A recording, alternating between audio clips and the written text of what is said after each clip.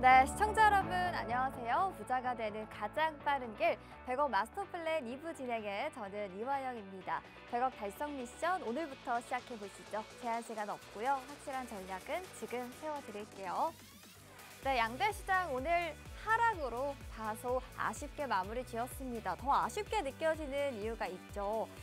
사실 아시아 증시, 일본 증시 포함해서 신고가 랠리를 펼치고 있지만 왜 그런 건지 우리 코스피 시장만 다소 시들시들합니다.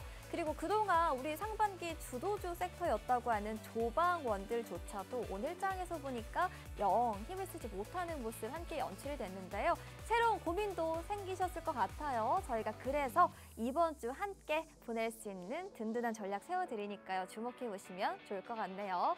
자, 그렇다면 이렇게 대응하기 어려웠던 시장 정리부터 해볼까요? 화면으로 만나보시죠. 네, 그동안 상승의 폭이 너무 컸던 점들이요. 최근 들어서는 오히려 부메랑이 되어서 작용을 하고 있습니다. 지수의 하방 압력이 더해지고 있는 대내외적으로 어려운 상황이 이어지고 있고요. 유가 증권시장 오늘 0.81% 마이너스권에서 마쳤습니다. 포인트는 25.72포인트가 빠졌고요. 결론은 3,150선까지 내려왔습니다. 종가는 3,151.56포인트로 확인이 되고요. 코스닥 시장은 조금 더 밀렸습니다. 낙폭이 조금 더 있었죠. 1.26% 오늘 하락폭 키웠고요. 790선조차도 오늘 내워준 채 무너진 채 마쳤습니다. 787.96포인트로 확인이 되네요. 수급도 체크해 보시죠. 네, 오늘 거래소에서 아무래도 특징이라고 한다면 외국인 투자자들의 이탈이 특징이었습니다. 3거래일째 계속해서 물량을 덜어내고 있는 모습 연출이 되고 있는데요. 오늘 시장을 이렇게 보니까 동시호가 구간에서요. 외국인 투자자들이 매도의 폭을 조금 줄이긴 했습니다만 그래도 계속해서 하방 압력을 가해주고 있긴 하죠. 4,500억 원대 차익 실현에 나섰던 외국인이었고요. 개인 쪽, 또 기관 쪽에서는 오늘 짱끌이 매수세 함께 연출이 됐습니다. 코스닥 시장에서 개인 외국인 투자자들 함께 동반 매수에 나섰는데요. 보니까 기관 쪽에서 매수세가 나왔네요. 600억 원대 차익 실현에 나섰습니다. 네, 다만 현물 시장에서는 화면에서 보이시는 것처럼 외국인들의 매도 포지션이었지만 저희 선물 시장 같은 경우에는 외국인들이 매수 포지션을 유지하고 있다는 점도 특징으로 알아가시면 좋겠습니다. 네, 이어서 오늘 이 시간 함께 마스터님 소개해 드릴게요. 네, 오늘은 시황마스터 맥스 대표님과 함께 하도록 하겠습니다.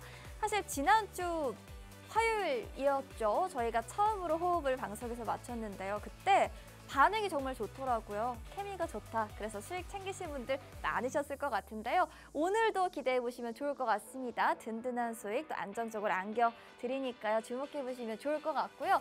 역시나 함께 할 수 있는 소통 창구도 안내해 드리겠습니다. 화면 우측 하단에 여러분 저희 QR코드 나가고 있어요. 휴대전화를 켜서 카메라로 이 부분에 갖다 대시면 됩니다. 찰칵하고 촬영하시는 건 아니고요. 갖다만 대시면 저희 영어로 된 링크 하나 뜨니까요. 클릭으로 간편하게 저희 팍스 통신망 입장하셔서 수익 극대화 전략 얻어가시면 좋겠네요. 네, 이렇게 저희 시황 마스터님 소개까지 도와드렸고요. 잠시 후 2부에서 돌아옵니다.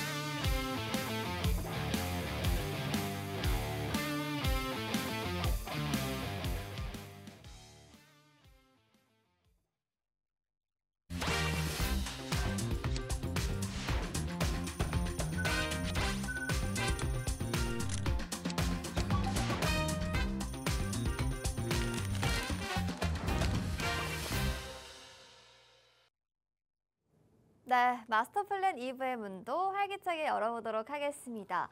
네, 여러분, 신혼의 단꿈이 2달 만에 깨진 걸까요? 오늘도 꽁꽁 얼어붙은 이 시장 함께 전략 세워보도록 하겠습니다.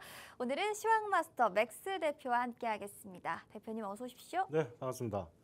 네, 시청자 여러분 반갑습니다. 자, 요즘 우리 증시 보면은 좀 지치고 좀 재미가 없으실 텐데 일단은 왜 이런 좀 상황이 좀 벌어지고 있는지, 그리고 또 우리가 이런 시장에서는 과연 어떤 종목군들을 또 준비를 해야 되는지, 그런 부분들 오늘 제가 방송 자료로 다 준비를 했으니까 여러분들 끝까지 시청하시고 많은 정보 그리고 수익까지 챙겨가시길 바라겠습니다. 네, 마스터님, 저희 전략이라든지 좀 옥석 가리기 같은 경우에는 저희가 박스 통신망 들어가면 마스터님이 꼼꼼하게 알려주신다고요? 네, 여러분들 뭐 일단은 오시면은 네. 제가 그래도 좀 생긴 거와 다르게 좀 친절하게 여러분들에게 좀 이제 말씀을 드리는 편이긴 해요. 그래서 일단 뭐 지금 시장이 너무 좀 재미가 없습니다. 계속 하시는 분들도 그래요. 뭐 일단은 뭐 시장 자체가 계속 이제 좀 빠지고 뭐 방향성도 지금 제대로 못 보여주고 있다 보니까 좀 지루하다 하시는 분들이 많은데, 뭐 지루할 때는 뭐 어떻게 했습니까? 맞죠? 시간이 좀 걸리잖아요, 아무래도. 그렇죠. 그때는 제가 같이 재밌게 놀아드리니까 오. 노실 분들만 입장하시면 됩니다. 노실 분들 네. 입장하시고 놀다 보면 수익은 자연스럽게 좀 챙겨가는 그런 구조가 될 거라고 제가 말씀을 드리겠습니다. 네, 가장 좋은 방법 아닐까요? 지루하게 공부를 하는 게 아니라 신나게 함께 놀면서 가이드까지 잡아볼 수 있는 통신망 화면 우측 QR코드 찍고 들어오셔서 많이 얻어가시길 바랄게요.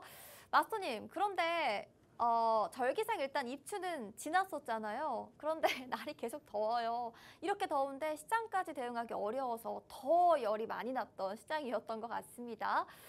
당분간 이대로 좀 이어질까요? 아니면 새로운 반등의 트리거가 나올지 어떻게 보고 계실까요? 뭐 일단은 지금 이제 상황만 좀 보자라고 한다면은 당분간 이런 움직임이 좀 펼쳐질 가능성이 조금 더 높다라고 좀 봐야겠죠. 왜냐하면 뭐 실제로 이번 주 같은 경우에는 뭐 일정에 대한 이제 부담감이나 이런 부분들도 증시에 조금 영향을 주고 있는 그런 모습이긴 한데, 결국 우리가 지금 코스피를 좀 보시면은 상단 박스권 내에서 지금 하단 부근이란 말이죠. 박스권 내에서 하단 부근이기 때문에 과연 이런 자리들에서 좀 지지를 받고 다시금 상승 추세를 좀 만들어 가는지 여부를 우리가 좀 살펴봐야 되겠고요.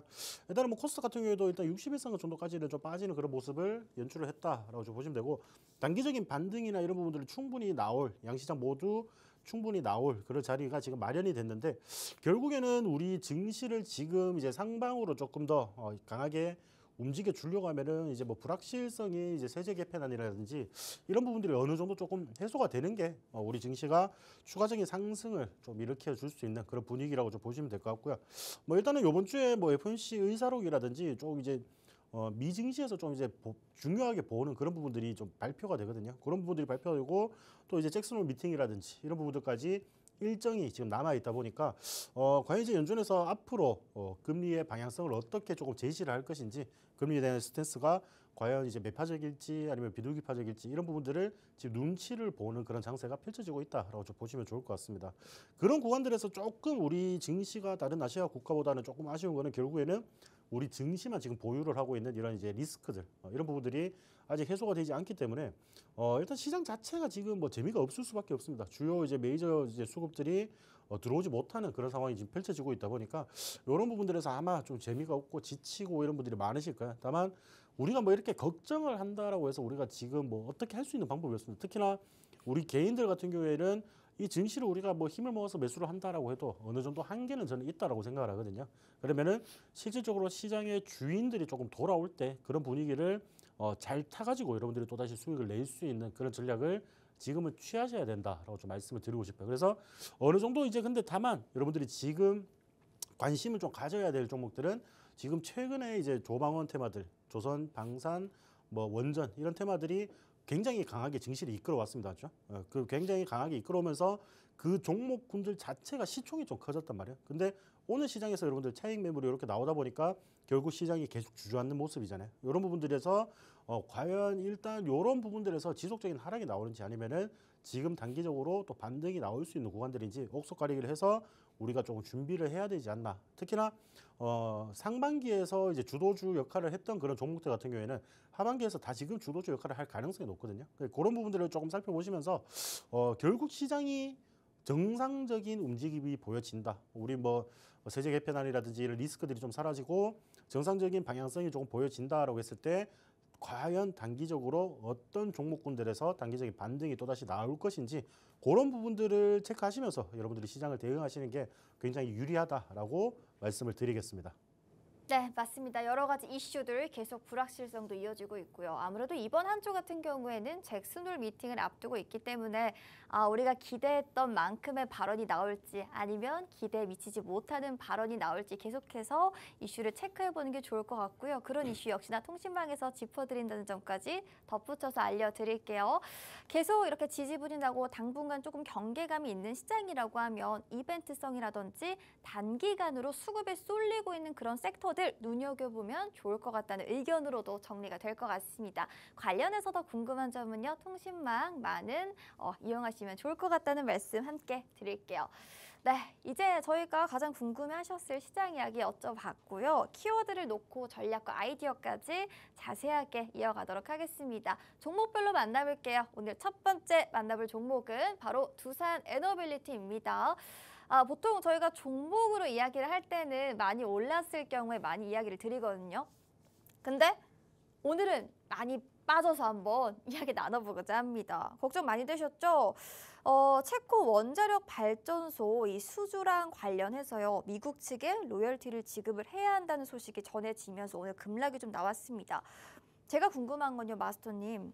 이게 얼마나 장기적으로 안 좋은 영향을 주는 그런 이슈인지 그 무게를 봤을 때 저희가 상중 하중에 무게감을 어느 정도로 놓고 지켜보는 게 좋을까요? 근데 중간적인 입장으로 보는 게 좋지 않겠습니까? 네. 왜냐하면은 실질적으로 지금 이거는 이제 여당 야당 입장 차이가 좀 있거든요. 아무래도 전 정부에서 일단 뭐 체결을 한 이런 부분들이 있다 보니까 결국에는 이런 입장 차이가 조금 이제 일어나는 그런 부분들인데 결국에는 지금 이제 정부 특히나 이제 여당 쪽에서는 이거 너무 우리가 좀 불합리한 계약을 했다라고 주장을 하는 편. 우리가 또 야당 같은 경우에는 그때 당시에 괜찮았다. 그리고 뭐 한국전력 자체에서도 괜찮았다라고 이제 주장을 하는 그런 움직임들이 있습니다. 다만 뭐 이런 정치적인 문제가 엮이다 보면은 우리가 사실 확인을 하기는 굉장히 좀 어렵다라고 좀 보시면 좋을 것 같죠. 그래서 우리가 지금 봐야 되는 거는 결국에는 시장에 얼마나 강도를 주는지가 조금 중요하다라고 좀 보시면 될 것 같고요. 일단은 지금 뭐 두산에너빌리티도 차트를 한번 보시면은 결국에는 지금 6만 원, 7만 원 요 사이에서 박스권을 만들어 주고 있었단 말이에요. 그래서 우리가 하단 박스권 내에서 공략을 하고 상단 박스권에서 정리를 하고 이런 식으로 좀 짧게 먹을 수 있는 구간들이 발생을 했었다. 근데 다만 오늘 그런 악재들이 조금 터지면서 조금 더 이제 하락을 하는 그런 모습이죠. 5만 원 근처까지 하락을 하는 그런 모습을 보였는데 결국에는 지금 이게 밑꼬리를 좀 달면서 조금 이제 복구를 해주면서 마무리가 되었다라는 부분들을 우리가 좀 살펴봐야 된다라고 좀 말씀을 드리고 싶어요. 그래서 일시적인 악재, 뭐 어떤 분명히 이제 안 좋은 소식이 들리면은 이런 식으로 주가가 빠지는 건 당연합니다, 여러분들. 빠지는 건 당연한데 과연 여기서 다시금 회복을 해주는지 여부를 우리가 좀 살펴봐야 된다.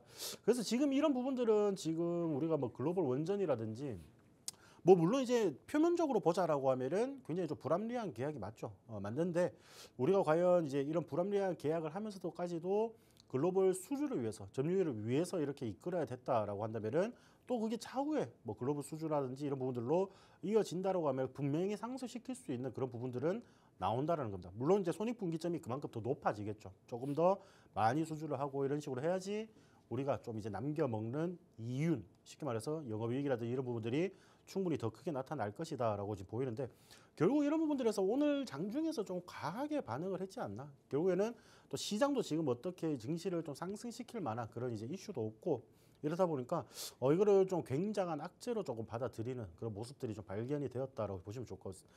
그래서 일단 장중에 보시면은 마이너스 17%까지 갔었어요. 마이너스 17%까지 갔다가 종가는 마이너스 8%에서 마감을 했거든요. 그러면은 결국 장중에 굉장히 많이 빠지다가 10%는 다시금 회복을 시켜주면서 마무리를 했다라고 보시면 좋을 것 같죠. 그래서 자 이렇게 지속적으로 빠지다가 7시에도 이렇게 쭉 빠졌다가 다시금 말아 올리는 그런 모습을 연출을 했죠. 근데 일단은 우리가 이 6시 이후의 움직임들은 실질적으로 크게 신경을 쓰지 않으셔도 된다라고 말씀드리고 뭐 이런 부분들에서 잠깐 꼬리를 달고 올라왔기 때문에 어느 정도 종가 부근에서 지금 형성이 되었다라고 좀 보시면 되거든요. 그래서 이런 부분들에서 내일도 추가적인 움직임이나 하락세가 좀 나온다라고 하면은 우리가 오히려 이런 때 우리가 좀 기회를 봐야 되지 않을까 싶어요. 그래서 우리가 뭐 원전 테마 같은 경우에는 우리가 앞으로 계속 이제 지켜봐야 되는 그런 테마 중에 하나다라고 좀 말씀을 드리고 싶고 결국 변하지 않는 사실은 뭐 우리가 좀 불합리한 계약을 맺었던 변하지 않는 사실은 우리 한국 원전 K 원전이 결국에는 글로벌 시장에서 굉장히 가성비가 있고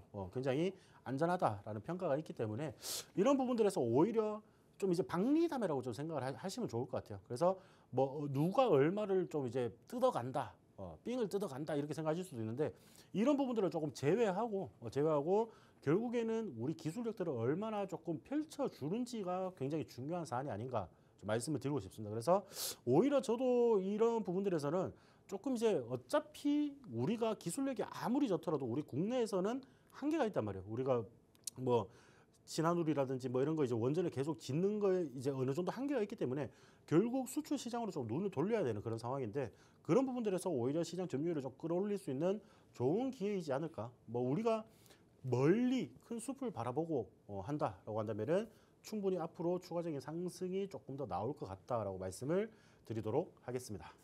네, 아까 두산 에너빌리티 기회로 볼 수도 있다라는 의견 함께 주셨었는데요.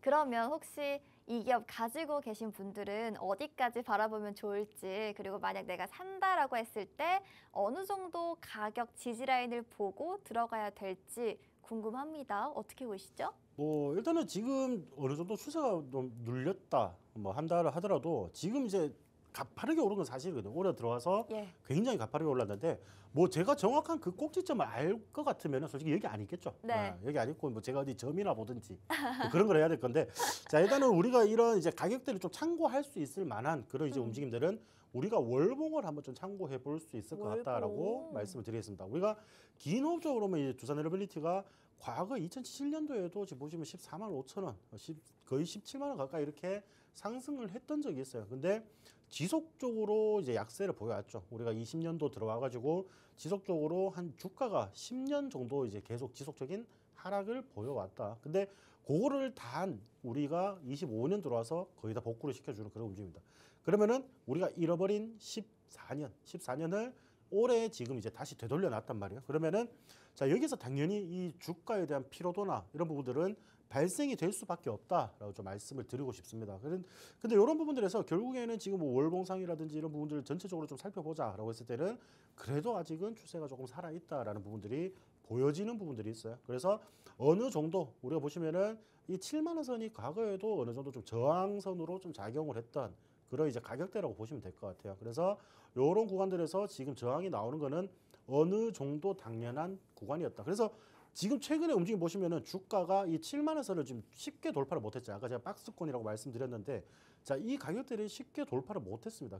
근데 이게 결국에는 우리가 월봉상으로 차트를 봤을 때 과거에 2010년, 11년도에 고점이 조금 달성이 되었던 그런 구간들, 그게 바로 이 7만 원 선이란 말이에요. 그러면은 결국 이 7만 원 선을 돌파를 한다라고 하면은 다시금 10만 원대 이상까지도 우리가 한 번 더 노려볼 만한 그런 움직임이 연출이 될 겁니다. 다만 지금은 어느 정도 브레이크를 밟는 상황이라는 거예요. 그래서 지금 주가가 만약에 조금 더 밀린다, 오히려 5만 원 정도까지 좀 떨어진다라고 한다면은 그때부터 대응을 하시든지 지금은 크게 대응을 하실 필요가 없는 구간이라고 말씀드리고 싶어요. 그리고 만약에 내가 이 종목 못 담았다, 이 상승폭이 굉장히 큰 이 종목을 못 담아서 수익을 좀 놓쳤다 하시는 분들은 한 5만 원대 가격, 5만 원 초반 그리고 4만 원 후반 정도까지 가격이 조금 조정이 되면은 오히려 한 번 더 기회다라고 좀 생각을 해보시는 게 어떨까? 지금 이제 단기적인 악재로 인해서 오늘 주가에 반영이 됐어요, 맞죠? 반영이 됐는데 이런 부분들이 지속적인 하락세로 연출이 되는지 그리고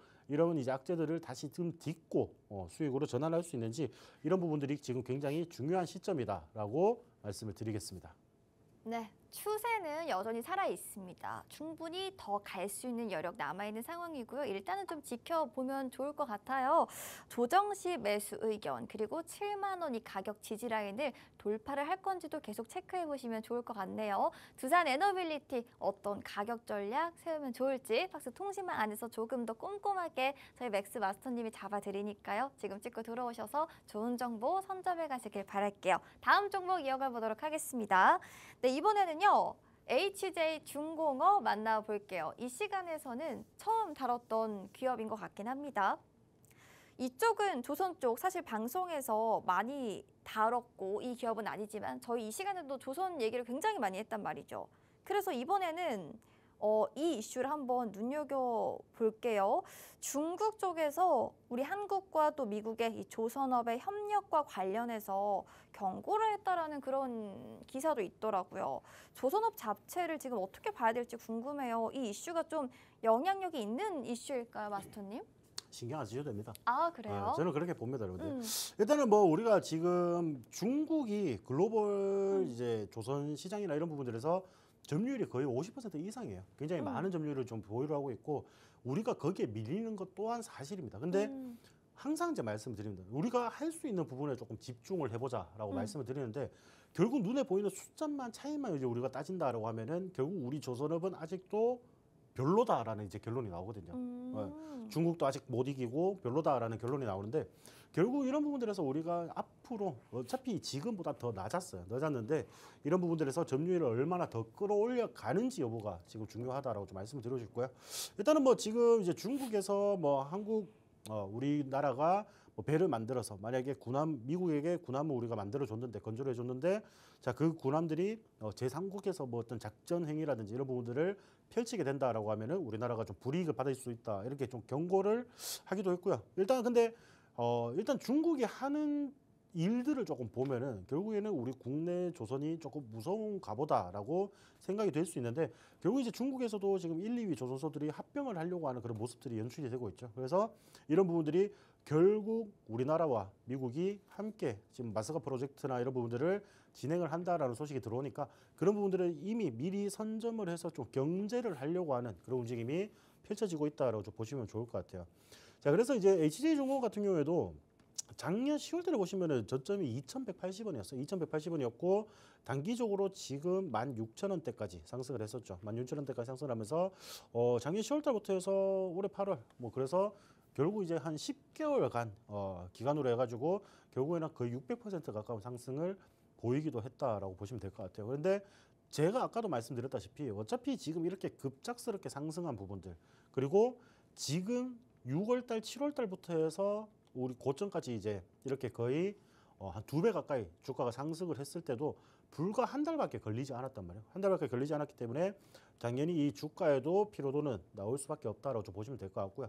아까 이슈에서 뭐 외국인은 순매수를 또 지속적으로 하고 있다라는 이슈가 있었는데 결국에는 이 파는 주체들이 누군지를 좀 봐야 된다라는 거죠. 오늘 거래량이 그렇게 많이 들어온 것도 아니에요. 실질적으로 거의 한 700만 주, 690만 주가 이제 거래량이 좀 동반이 되었는데 거래량이 막 그렇게 동반이 되면서 이렇게 빠졌다라고 보시기는 어려울 것 같고요.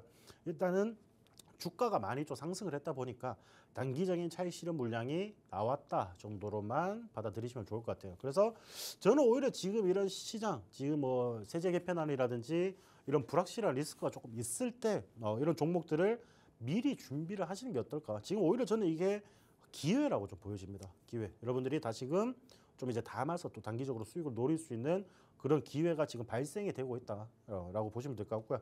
결국 조선, 방산, 원전 이런 부분들은 다시금 시동을 걸어줄 가능성이 매우 높아요. 지금 이제 뭐 러우 종전이나 뭐 이런 부분들 계속 이제 협상을 하고 있는데 그것 때문에 방산주도 좀 미끌리고 있잖아요. 근데 다만 지금 방산주들 같은 경우에는 이 전쟁이 끝나는 게 중요한 게 아니에요. 결국에는 이 매출이나 이런 실적들이 지금 이미 증명을 하고 있기 때문에 그리고 우리가 수출할 때도 유럽 국가 외에 그다음에 이제 뭐 중동 국가라든지 이런 국가들에게도 수출하고 있기 때문에 이 조방원 테마 같은 경우에는 25년 하반기에도 지속적으로 움직여줄 가능성이 매우 높다. 그래서 오히려 지금 단기적으로 이렇게 조정이 들어온다라고 하는 거는 우리에게 마지막 탑승 기회를 지금 좀 주고 있구나라고 받아들이시는 게 좋다라고 말씀을 드리겠습니다.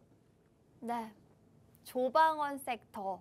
제가 오늘 오프닝 때 조방원 섹터가 오늘 영 힘을 쓰지 못했다라는 말 함께 덧붙였는데요. 조방원 섹터 여러분 하반기에도 충분히 매력적으로 보시면 좋을 것 같습니다. 그 안에서 조선주들 또 기회가 될 수 있는 종목이라고 하니까요. 이 기업도 한번 포트폴리오에 관심 종목으로 좀 편입해 보시는 것도 좋을 것 같다는 생각이 드네요. 역시나 관련해서 더 자세한 가격 전략 궁금하시다고요? 저희가 팍스 통신망 안에서 모두 알려드리니까요. 지금 찍고 들어오시면 좋겠다는 말씀 덧붙여 드리겠습니다. 다음 종목 바로 이어가 볼게요. 어떤 섹터 볼까요, 여러분? 게임즈 만나볼게요. 펄어비스 이어가 보도록 하겠습니다. 네, 오늘 약세장이었는데요. 게임 이 종목들이 비교적 잘 버텨준 모습이었습니다. 펄어비스 같은 경우에는 제가 이렇게 매매를 좀 봤을 때도 외국인 기관 쪽에서 오늘 메이저 주체에서도 수급이 들어오는 모습 나왔고요. 잘 갔어요. 독일 게임 전시회인 이 게임스컴 개막을 앞두고 반등을 했다는 기사 많이 보셨죠? 네, 맞습니다. 이 차기작 액션 어드벤처 게임 붉은 사막이 시상식 4개 부문 후보에 올랐다는 이슈까지 함께 있네요. 펄어비스, 네, 어떻게 보십니까?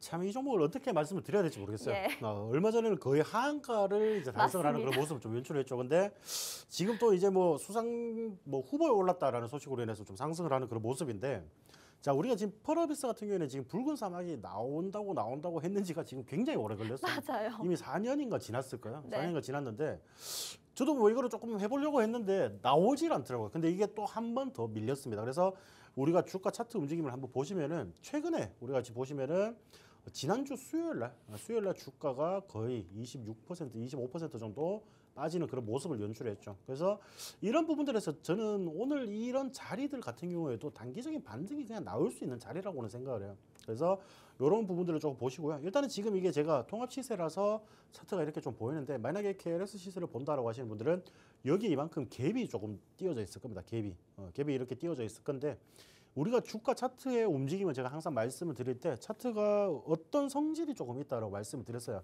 갭을 발생을 시키면은 그 갭을 메우려고 하는 성질이 있다라고 좀 말씀을 드렸는데, 이 갭이 발생이 된 경우 같은 경우에는 결국에는 그 구간들을 어느 정도 회복을 시켜줄 가능성이 높다라는 거거든요. 그래서 지금 같은 경우에는 오히려 단기적으로 여러분들이 접근하시기에는 좋다라고 말씀을 드리고 싶고요. 일단은 지금 뭐 이런 기대감들, 정말 오래 기다렸는데 주주들에 대한 배신이다, 뭐 이런 이야기도 많이 나오고 있고요. 뭐 국민청원까지도 올라갔더라고요. 국민청원까지 올라가는 그런 모습을 보였는데, 자, 주가 위치나 이런 부분들을 종합적으로 좀 봤을 때 26,000원, 25,000원 이런 구간들이 어느 정도 앞전에도 어느 정도 반등이 나왔던 바닥 구간이란 말이죠. 근데 요 근처까지 지금 빠졌다가 다시금 상승을 해주는 그런 움직임이 좀 보인다라고 하면은, 일단은 이 구간을 깨지 않으면은 단기적인 반등은 계속 나올 수 있다, 나올 가능성이 매우 높다라고 좀 보시면 좋을 것 같고요. 이미 지금 이제 이 붉은 사막이 출시된다라는 소식이 계속 연기가 되고 있는데, 지금 최근에도 연기가 된다라는 소식이 이미 나왔어요. 그러면 이런 악재들 같은 경우에는 이미 우리가 이런 주가에 지금 다 녹아져 있는 상황이다라고 좀 보시면 될 것 같고요. 지금 뭐 결국에는 게임스콘에서 뭐 어떤 이제 상을 받는 후보에 올랐다라는 소식으로 인해서 좀 상승을 해주는 그런 모습이긴 한데, 거래량이 뭐 그렇게 많은 상황은 아니다라고 좀 보시면 좋을 것 같고요. 일단은 뭐 지금 이제 뭐 붉은 사막 이런 개별적인 이 펄어비스라는 주가의 움직임에서는 신작에 대한 기대감이나 이런 부분들이 좀 동반을 하겠지만은, 결국 우리가 게임 산업이라든지 이런 부분들을 봤을 때는 뭐 앞으로 한한령 해제 기대감이라든지 뭐 중국의 뭐 판호 부여라든지 이런 부분들이 충분히 기대감으로 좀 작용이 될 수 있는 그런 자리이기 때문에 지금부터 여러분들이 조금 주의 깊게 보시는 게 어떨까. 그래도 이 펄어비스, 특히나 뭐 NC소프트 이런 종목들이 있습니다. 게임주 굉장히 고점을 달성하고 난 뒤에 지속적으로 여러분들의 계좌를 좀 괴롭히고 있는 종목들이 많을 거예요. 근데 이런 구간들에서 지금 보시면은 결국 아직 한참 올라갈 구간들은 많이 남아 있다라고 좀 보시면 좋을 것 같습니다. 그래서 시간이 나는 조금 있다, 좀 길게 좀 적금식으로 하고 싶다라고 하면은 오히려 이런 종목들을 대응을 하시는 게 조금 더 좋지 않을까. 그래서 이 종목 같은 경우에는 많은 비중을 싣지는 마세요. 근데 쉽게 말해서 많은 비중을 싣지는 마시고 그냥 적금처럼 어느 정도 일정 금액을 매달 여러분들이 사모아 가신다라고 하면은 충분히 여러분들에게 좀 보상을 줄 만한 그런 종목이다. 특히나 뭐 게임주들이 지금 최근에 바닥이나 이런 부분들을 많이 달성을 했거든요. 많이 달성을 했기 때문에 충분히 단기적인 반등이나 이런 움직임들은 연출이 될 수 있다. 다만 올해가 아니라도 상관이 없어요, 여러분들. 그래서 매달 얼마씩 10만 원이든 20만 원이든 조금씩 이제 적금을 하시면서 모아 가시는 게 좋다. 펄어비스로 말씀드리자라고 하면은 이 4만 원 이하에서는 계속 주가 기회를 준다라고 하면은 여러분들이 좀 적금을 넣는 방식으로 대응을 하시는 게 어떨까 좀 말씀을 드리고 싶어요. 그래서 지금 단기적으로 투자하시는 분들은 정말 메리트가 있는 그런 위치라고 좀 보여지는 그런 구간들이고요. 일단은 중장기적으로도 충분히 이런 기대감들이나 이렇게 지금 미뤄졌다, 신작 개봉이 미뤄졌다라는 이슈가 등장을 하는 걸로 주가가 이렇게 빠진다는 것 자체가 아직까지도 그런 기대감들, 이 신작에 대한 기대감들이 남아있다라는 거거든요. 남아있기 때문에 이런 구간들을 잘 활용을 하시면은 여러분들이 단기적이든 중장기적으로 우리가 바라보든 충분히 큰 수익을 챙겨갈 수 있을 거라고 말씀을 드리겠습니다. 네, 맞습니다. 여러 가지 호재 이슈들이 섞여 있는 이런 콘텐츠, 이런 게임 관련 부분들을 우리가 더 길게 봐야 되는지 항상 물음표가 되는 그런 시기였는데요. 오늘 궁금했던 부분 말끔하게 끓여주셨고요. 펄어비스 역시나 한 번에 많은 양을 매수하는 것보다는 조금씩 적금 들듯이 함께 눈여겨보시면 좋을 것 같다라는 의견이었고요. 단기적으로든 중장기적으로든 나만의 투자 전략을 잘 세워서 대응하시는 게 또 승리할 수 있는 그런 매매겠죠. 그런 모든 것들 저희가 통신망 안에서 잡아드리니까요. 참고해보시면 좋겠다는 의견 함께 드리겠고요. 하나만 더 여쭤볼게요. 크래프톤도 같이 참석한대요. 크래프톤이 그런데 보니까 3분기 실적 전망도 일단은 증권사에서 좀 좋게 바라보고 있습니다. 크래프톤이랑 펄어비스 비교했을 때는 어느 쪽이 조금 더 매력 있게 보십니까? 저는 솔직한 말로 예. 좀 모험을 즐기는 스타일이거든요. 네. 그래서 저는 솔직히 펄어비스가 좀 단기적인 그런 이제 분위기라든지 뭔가 액션을 좀 보여주기에는 조금 더 괜찮은 종목이 아닌가 좀 말씀드리고 싶고, 기본적으로 저는 이렇게 막 주가가 10만 단위가 넘어가는 종목들을 그렇게 좋아하진 않아요. 네. 왜냐 그러면은 솔직히 뭐 사도 몇 개 사는 것 같지도 않고 맞죠. 예. 어차피 똑같은 퍼센테이지가 오르면 똑같은 수익인데 저는 이제 체감상 좀 그렇더라고요. 뭔가 맞아요. 100만 원짜리 이상 뭐 그 우리가 뭐 주도주 역할하는 그런 종목들 있잖아요. 근데 그런 종목들보다는 조금 주가가 저렴하고 조금 가볍게 움직일 수 있는 종목들이 제 스타일에 조금 맞다라고 보시면 될 것 같고요.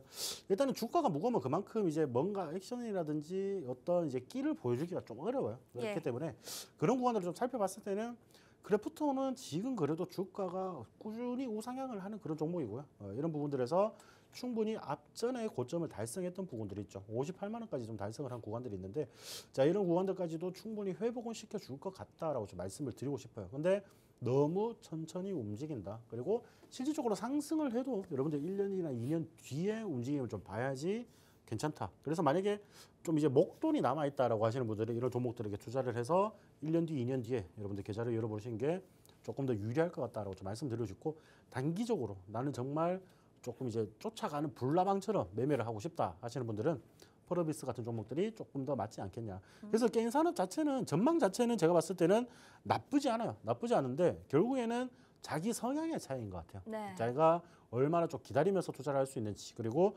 얼마나 단기적으로 투자를 할 수 있는지, 그런 부분들을 살펴보시는 게 좋을 것 같다라고 말씀을 드리겠습니다. 네. 크래프톤, 펄어비스 소개팅에 나갔는데 모두 다 외모가 굉장히 아름답습니다. 산업 전망이 밝고요. 그런데 펄어비스가 조금 더 그 안에서 성격이 좋다라고 이해를 쉽게 하면 될 것 같아요. 단기적인 수익 챙기기에는 수익 실현에 나서기에는 펄어비스 조금 더 매력 있다 손 들어두셨으니까요. 함께 참고해 보시길 바랄게요. 역시나 궁금한 점 팍스통신망 이용 남겨주시면 된다라는 말까지 덧붙여 드리도록 하겠습니다. 세 가지 종목 이야기 압축해서 나눠봤고요. 잠시 후 3부에서 더 알찬 내용으로 돌아올게요.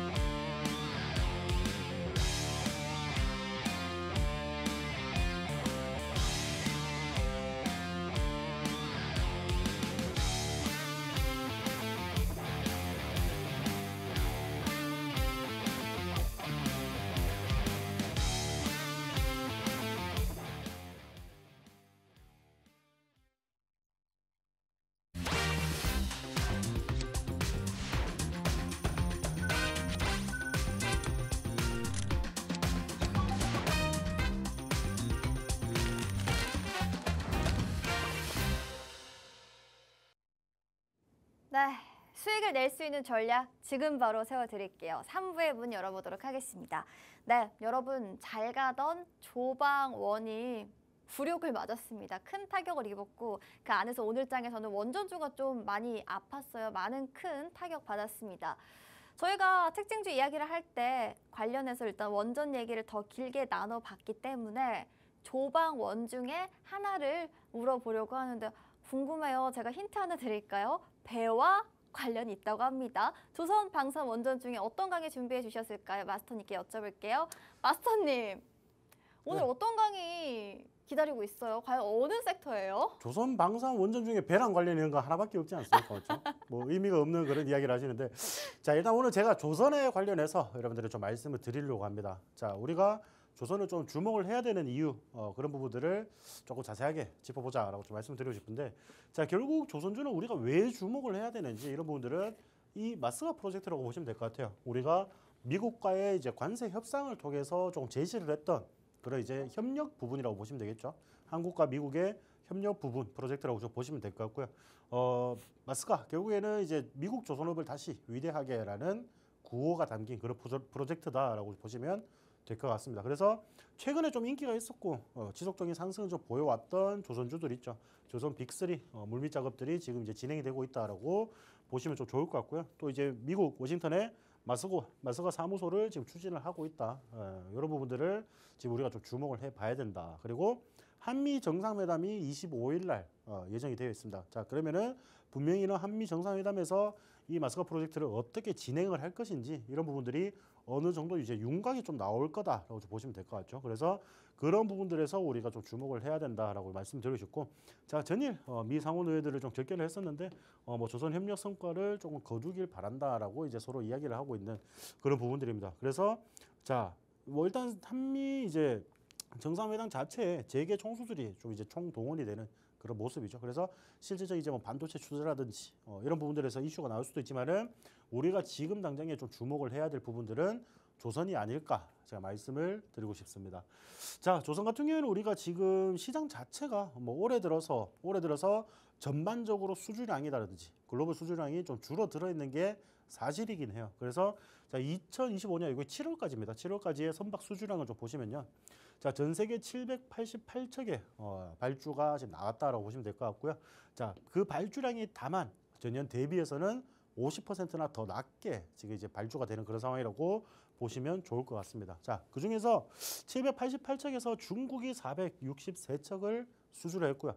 자, 수주를 했지만은 이제 전 세계 글로벌 시장 점유율이 56%지만은 이것도 전년 대비해서 59%나 좀 하락을 했다라고 좀 보시면 될 것 같아요. 그리고 자, 한국 같은 경우에도 123척을 수주를 했는데 자, 점유율은 23%입니다.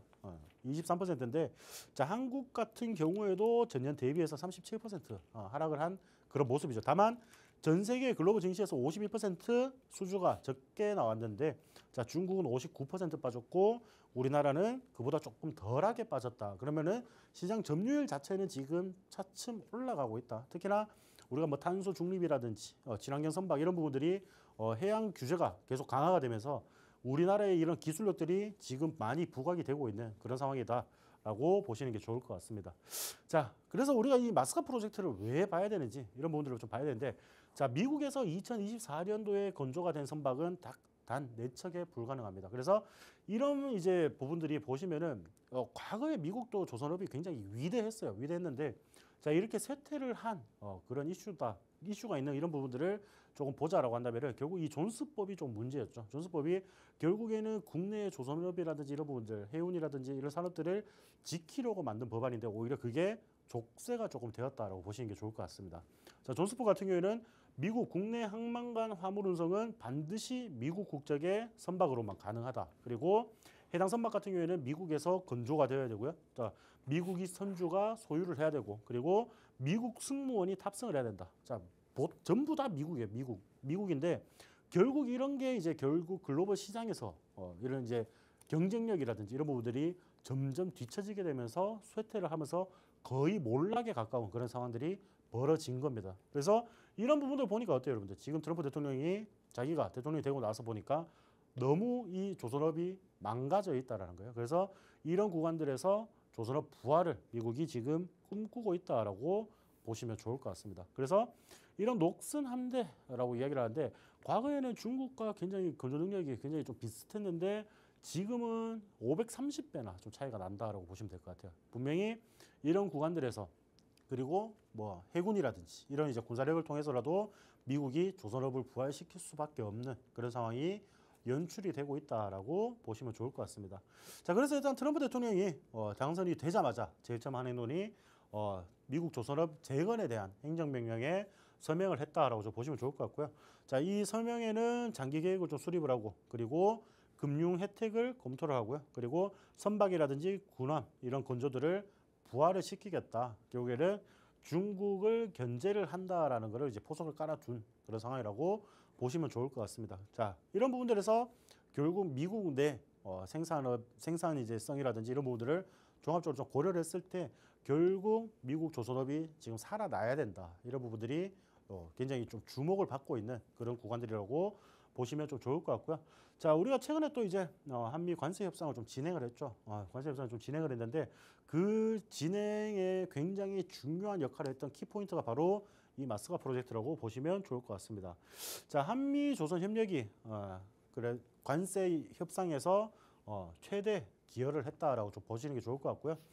일단은 뭐 미국 조선업 부흥 프로젝트의 조선 3사 태스크포스 팀이 가동이 되고 있다라는 부분들을 여러분들이 알고 계셔야 된다. 그리고 대미 투자 달러 우리가 3,500달러라고 이제 3,500억 달러라고 계속 말씀을 들으셨을 텐데 그 중에서 거의 절반 가까이죠. 절반 가까이 1,500억 달러 가까이 미국 조선업 이 마스크 프로젝트에 투입이 된다라는. 그래서 제가 말씀드리고 싶은 거는 결국 그거예요, 여러분들. 제가 항상 말씀드리는데 결국 우리가 주식 투자를 하면서 수익을 내려고 하면은 이 돈들이 어디로 흘러 들어가는지가 가장 중요하다고 말씀을 드렸습니다. 결국 돈이 있는 곳에 여러분들이 수익 낼 수 있는 종목들도 따라서 움직인다라고 좀 말씀드렸기 때문에 자, 이 돈이 어떻게 흘러 들어가는지 여부 여러분들이 계속해서 집중적으로 살펴보셔야 된다라고 말씀을 드리고 싶습니다. 자, 그래서 일단 한미 정상회담이 25일 날 예정이 되어 있어요. 자, 정상회담을 앞두고 미국 상원의원단을 좀 접견을 했죠. 이재명 대통령이. 자, 그런 부분들에서 조선민력을 포함한 실질적 성과가 나타나기를 좀 희망을 한다라는 이 소식이 좀 들려왔고요. 일단 그래서 가장 중요한 게 25일 날 한미 정상회담의 결과가 지금 굉장히 중요한 그런 이제 포인트가 되었다라고 말씀을 드리고 싶어요. 그래서 뭐 이재명 대통령 같은 경우에도 방미 중에 하나 필리조선소를 방문을 할 계획을 지금 이제 잡고 있다라고 좀 보시면 될 것 같고요. 자, 뭐 미국과 협력하기 위해서 필요한 후속 조치들을 점검하기 위한 방문이라고 좀 보시면 될 것 같고요. 자, 트럼프 대통령이 과거에 우리 대우조선 해양에도 방문을 한 이력이 있습니다. 자, 그런 부분들에서 또다시 우리 뭐 거제나 이런 이제 지역에서 대통령을 좀 초대를 한다라고 좀 이야기를 하는 부분들도 있는데, 자, 뭐 그만큼 이 트럼프가 조선업에 대해서 관심이 많기 때문에 다 일어날 수 있는 그런 부분이 아닐까라고 말씀을 드리겠습니다. 그래서 이런 지속적인 관심 그리고 앞으로 들어갈 자본금이나 이런 부분들을 종합적으로 좀 고려를 한다라고 했을 때는 조선업들은 지금 당장에는 조정이 조금 나오더라도 충분히 다시금 우상향을 할 수밖에 없는 그런 움직임을 연출을 할 것이다라고 좀 말씀을 드리고 싶고요. 자, 그래서 우리가 굉장히 많죠. 또 우리가 조선 관련주나 뭐 조선 기자재 관련주를 보시면은 뭐 대표적으로 HD 현대중공업이라는 종목들이 있고요. 아니면은 뭐 기자재 종목 중에서 대표적으로 좀 이제 튀어주는 그런 움직임들 1승이라는 종목도 있고, 자, 오늘 우리 증시에 상장을 한 SNC스, 자, 스마트한 뭐 뇌가 되는 그런 이제 부분들을 담당을 하는 그런 기업들도 보시면 될 것 같고, 이 태광이라는 기업들도 여러분들이 좀 살펴보셔야 된다라고 말씀을 드리겠습니다.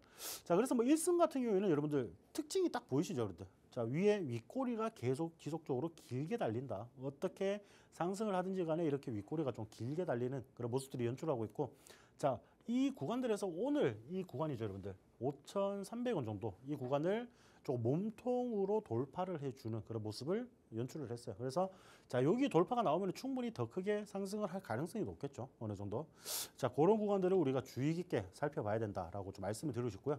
자, 태광 같은 경우에는 제가 아마 이 방송을 좀 진행을 하면서 가지고 왔던 그런 종목인데, 자, 우리가 이 종목 같은 경우에는 7월 중순, 7월 한 10일쯤에 우리가 공략을 했던 종목이에요. 자, 그래서 굉장히 안정적으로 상승을 했죠, 여러분들. 최근에 굉장히 강하게 상승을 했다가 주가가 지금 또다시 최근 뭐 증시가 안 좋고 이렇다 보니까 좀 빠지는 모습을 연출했지만은 그래도 아직 큰 추세 틀로는 무너지지 않았다라고 보시면 될 것 같아요. 그래서 자 이렇게 상승을 할 수 있는 종목들이 굉장히 많습니다. 태광 같은 경우에도 이 전 고점, 이런 전 고점에 대한 저항이 최근에 좀 등장을 하면서 주가가 조금 밀리는 그런 모습을 연출했는데 충분히 이런 구간들에서 어느 정도 조정이 나오고 난 뒤에 돌파를 하면서 움직여줄 가능성이 매우 높다라고 말씀을 드리고 싶어요. 자, 그래서 우리가 조선 관련주들, 조선 기자재 관련주들 최근에 뭐 관련주도 움직임 보시면은 굉장히 높게 상승을 했을 겁니다. 높게 상승을 했는데 오히려 그런 구간들을 무섭다 생각하지 말고, 그리고 오늘 오히려 지금 중국에서 견제가 들어왔잖아요. 오히려 이런 거를 우리가 새로운 기회로 한번 삼아 보심이 어떨까 제가 말씀을 드리도록 하겠습니다. 네, 사실 제가 소문을 듣자 하니요. 조선 섹터에 얼마나 자신감이 있으셨는지 이 강의 자료를 엄청 빨리 제작을 하셨다고 해요. 더 기대가 됩니다. 오늘 마스터픽 종목 혹시 조선 섹터일까요, 마스터님? 네, 당연하죠. 우리가 조선을 제가 이렇게 봐야 된다고 계속 이야기를 해놨는데 다른 종목 갖고 오는 것도 좀 이상하잖아요, 그렇죠? 그래서 조선을 좀 말씀을 드리도록 하겠습니다. 자, 조선 관련주 중에서 오늘 제가 조금 유심히 많이 봤어요. 오늘 이제 주가가 좀 많이 빠지는 종목들이 많았거든요. 그래서 그 관련주들 중에서 우리가 이 종목 어떻게든 조금 주목을 받아줄 수 있겠다 싶어서 가지고 온 종목이 있습니다. 자, 오늘 제가 가지고 온 마스터 종목 같은 경우에는요. 자, 대형 저속 엔진과 중속 엔진 등 선박 엔진 부품을 제조를 하는 그런 기업이라고 좀 보시면 될 것 같아요. 자, 선박 엔진 부품을 제조를 하는 그런 기업이다. 좀 이제 이해를 해주시면 될 것 같고요. 자, 현대중공업이라든지 하나엔진을 고객사로 보유를 하면서 이 엔진 부품들을 납품을 하고 있는 그런 기업이다라고 보시면 될 것 같아요. 자, 이게 본업이에요. 본업. 이 기업이 실질적으로 좀 주요 사업으로 영위를 하는 그런 이제 본업이라고 좀 보시면 될 것 같고요. 자, 근데 제가 이 기업을 좀 살펴보다 보니까 굉장히 좀 좋은 메리트가 있는 부분들이 좀 많이 발견이 되어서 말씀을 좀 드리겠습니다. 두 번째인데, 자, 전력 차단기 부품을 국내 메이저 전력 기기 업체에 공급을 하고 있습니다. 자, 우리가 지금 최근에 전력 기기 시장 굉장히 핫했잖아요. 근데 그런 부분들에서 추가적인 매출이라든지 이런 부분들이 지금 실질적으로 발생이 되고 있는 그런 기업이라고 보시면 좋을 것 같아요. 그래서 자, 차단기 부품인 SHTH 그리고 송전설비 IPB를 납품을 하면서 고객사로부터 기술을 인정받고 있다라고 보시면 좋을 것 같습니다.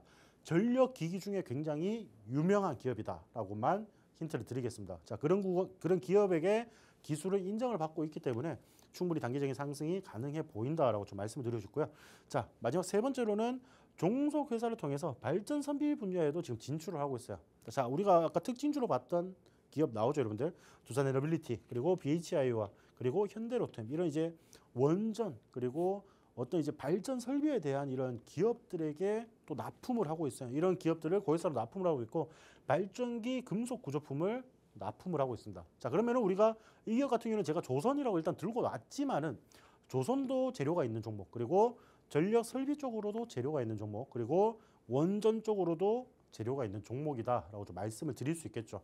자, 그러면은 제가 아까 조방원 테마는 다시금 하반기에 시동을 걸어줄 가능성이 높다.